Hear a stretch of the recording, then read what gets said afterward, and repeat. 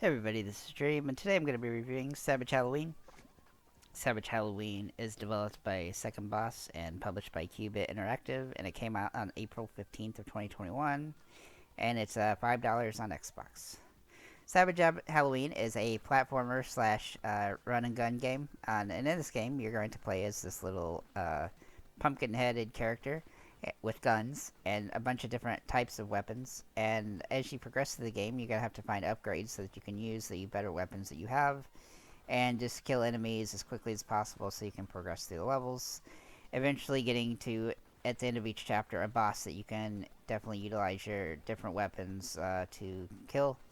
I highly recommend in this game to not use a lot of your special weapons until you get to the final boss, because you're going to make it a lot easier to kill him by having a lot of ammo available in those other weapons, especially the first weapon, which is like a spread shot gun. As for the different weapons themselves, some of them are better than others. I find that the base weapon that you have unlimited ammo is actually pretty daggone good at taking out most of the enemies in the game, aside from the bosses. And you're definitely going to want to use that most. Also, the frog weapon is going to be one that you're going to want to use as you progress through the levels when you have enemies that are below you that you need to get around. And then there's also a special weapon that is really powerful that you can definitely use on the bosses as well. But they're not super necessary early in the game. As for the game itself, there's several chapters in the game. I think there's 7, maybe 8.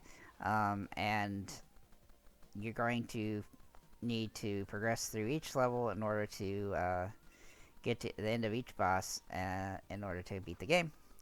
It is a pretty straightforward platformer from that perspective, and I found it to be quite fun. Actually, it's a pretty decent game when it comes to this. It does kind of require you to kind of play slowly and just kill all the enemies and then progress to the next area. And the levels aren't too very long, but they're long enough that you actually feel like you've accomplished something as you complete them.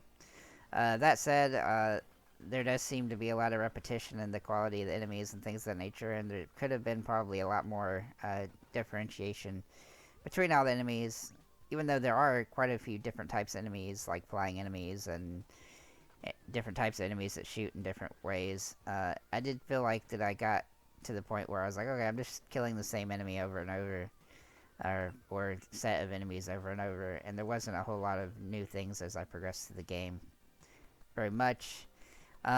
Also, you definitely want to keep your health up. There are some achievements tied for completing the game without dying, which is actually super hard. So this game is definitely not the easiest achievement-wise. A lot of the achievements are pretty easy, because you can chapter select once you complete a level. You can go to that level directly. But in order to get some of the toughest achievements, you're going to have to work through the entire game in one go. There's also 3 different characters that you can use when you start the game, and they're going to have different amounts of health and things of that nature, and I definitely advise using the character that has the most health, as opposed to speed and stuff, because that seems to be something that that's useful in the game itself, especially if you're trying to get those achievements. That said, the game is quite a bit of fun. I actually found it was an enjoyable experience. The only thing I would say that the difficulty is pretty high for if you're trying to get some of the toughest achievements, and so just be aware of that if you do care about completing games or something on your account, that you might want to try this on another account before you check that to see if it's something you're capable of doing. That said, I think it's a fun game that you can kind of pick up and shoot enemies with, and as far as the quality of the platforming and stuff, it's pretty well done. I didn't find any major issues with it. No soft blocks that I could find through the first 5 levels. And I felt like a lot of the enemies were kind of well positioned the way that they are, except for a couple levels, like in the flying level, where enemies just kind of come at you like crazy, and I found some of these levels to be pretty difficult when it comes to even if you're using your better weapons, that to get through them, you're gonna have to take some hits. Um, but the game overall, it does kind of teach you what you need to know early in the game, and so if you follow the what it tells you about the controls and stuff in the game, you can also adjust those as well. That's gonna lend you well for while you play the game. And I would also say just use your weapons liberally because you're gonna find plenty of upgrades and things, and it's definitely advantageous to get as many upgrades as possible. As for the achievements in the game, like I was saying, that they're not the easiest achievement list, but you can get a pretty good chunk of achievements in this game with relative ease. I mean, just by playing the game. It's definitely not the shortest game that you'll find, but it's not bad either from that perspective. So I definitely recommend it if you want a slightly difficult but fun achievement game. Then this will probably fit the bill. Uh, as a score for the game overall, I'm gonna give it a 7 out of 10. I think it's a pretty solid little game.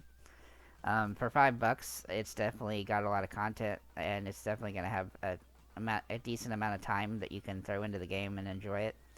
And even though that some of the enemies do seem a little bit repetitive, it's still a quality game for the price, and so I definitely recommend it from that perspective. With that said, that's pretty much all I have to say about this game. Fun little game. Another quality game, I think, from Cuba Interactive, so I'm glad that they continue to put out some decent games at a good price, and definitely seems like that's an advantage for gamers with a publisher like this.